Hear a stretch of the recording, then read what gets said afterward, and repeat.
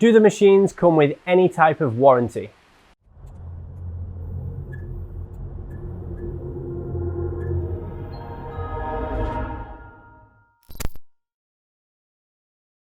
The simple answer is yes, they do. All our devices come with a 12 months warranty, service, labour, 100% warranty with us. So if anything breaks, goes wrong, it's totally on us and is fixed and replaced for free in the first 12 months. After the first 12 months, all the original components, of course, when you purchase them, come with the original boxes.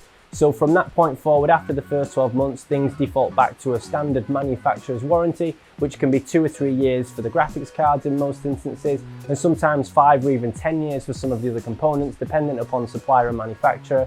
You can check with us at the time to depend on exactly the warranty for your items, but generally it's really quite a long time for many of the different things.